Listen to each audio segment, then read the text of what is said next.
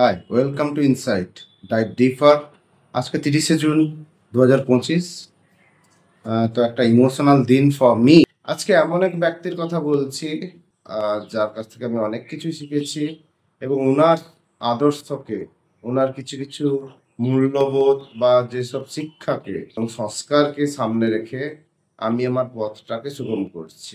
উনি আর কেউ নন, আমার ফাদার ইন ল শ্রী প্রবণ দাস মহাশয়।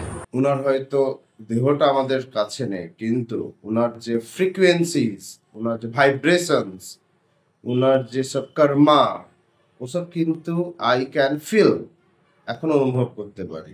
উনার কাছ থেকে যে কয়েকটা বিষয় শিখেছি তার কিছুটা জাস্ট রিফ্লেকশন, কিছু অংশ একটু তুলে ধরলাম। প্রথম যে বিষয়টা আছে সেটা হচ্ছে জ্ঞান। উনি একদম সাদামাটা মনের মানুষ থাকতেন, একদম simple. Simplicity is the trademark of his. তো নলেজ, ওনার যে ধার্মিক নলেজটা কিন্তু আমাকে দারুণভাবে অবাক করেছে। ধর্ম মানে আর কিছুই নয়, যে করুণা, হৃদয়ে করুণা ধারণ করা, আসল ধর্মের যেটা বেসিস, ওটার মধ্যে অপার আমি পরিমাণে দেখেছি। ধর্মের গোড়ানি থেকে কিন্তু আমার ফাদার ইন ল মুক্ত ছিলেন। ওনার মনে যে অপারেশন করুণা, এটা আমাকে দারুণভাবে মুগ্ধ করেছিল। অ্যাকচুয়ালি উনি সত্যিকারের ধার্মিক ব্যক্তি ছিলেন এবং ওনার ধর্ম সম্বন্ধে যথেষ্ট জ্ঞান আমাকে প্রভাবিত করেছে। আরেক যে বৈশিষ্ট্যটা আমি খুঁজে পেয়েছি ওটা হচ্ছে প্রেম। উনি শুধুমাত্র যে নিজের পরিবারের লোকজনের প্রতি সমবেদনা, ভালোবাসা প্রকাশ করতেন তা নয়, অন্যকেও নিজের মতন করে ভাবতেন, অন্যকেও সমাদর করতেন। ওনার পাড়া প্রতিবেশী, এমনকি দূর সম্পর্কের রিলেটিভস, অজানা ব্যক্তি, প্রত্যেককে যেমনভাবে হোক হেল্প করতেন এবং নিখাত প্রেম ব্যক্ত করতেন।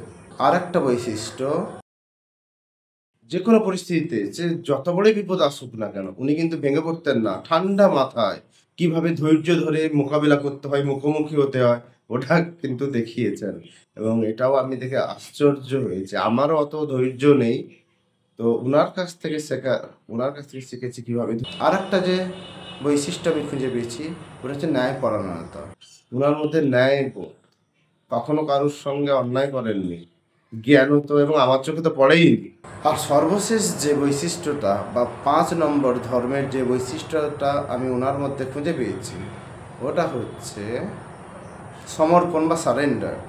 ভগবানের প্রতি সারেন্ডার, সংসারের প্রতি আত্মসমর্পণ, নিজের আগে অন্যের স্বার্থকে আগে দেখা, উঁচু করে দেখা, অন্যকে কীভাবে খুশি রাখা যায় সবার প্রতি দৃষ্টি থাকতো সমানভাবে, এবং নিজের থেকে আগে অপরকে নিয়ে ভাব। এই ব্যাপারগুলো আমাকে দারুণভাবে উদ্বুদ্ধ করেছে এবং ওনার সান্নিধ্যে আমি যতদিন ছিলাম দারুণভাবে সমৃদ্ধ হতে পেরেছি।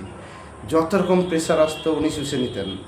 পুরো ফ্যামিলির সামনে উনি ছিলেন একটা বটগাছ এবং বাকিদেরকে ছত্রছায়া দান করেছেন।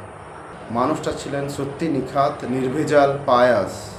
হি was one of the greatest personalities in my life. আজকে 2 বছর পরেও I just feel that vacuum, যে আরও অনেক কিছু শেখার ছিল, আনটাইমলি হয়তো চলে গেলেন। I don't know whether it was the right time or not, but কীভাবে, ওনার কাছ থেকে আমি অনেক কিছু শিখেছি। আফসোস রয়ে গেছে যে হয়তো মানুষটার প্রতি আরও কিছু কর্তব্যবোধ বা দায়িত্ববোধ করতে পারতাম, বাট হয়তো নেগলিজেন্স থেকে গেছে। I am really sorry for that. উনি হয়তো চলে গেছেন, কিন্তু উনার কর্মা, উনার ভাইব্রেশন, উনার ফ্রিকোয়েন্সিজ থেকে গেছে এবং থেকে যাবে আমাদের মধ্যে। এবং ওনার আদর্শকে যদি আমি এখনও মেনে চলতে পারি, আশা করি ভবিষ্যতে ফিউচারকে মুখোমুখি করতে অনেক সুবিধে হবে।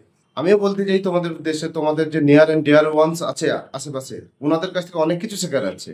জীবদ্দশায় ওনাদের প্রতি যতটা বড় কর্তব্য করে যাও, যতটা শিখে নেওয়া যায় শিখে নাও।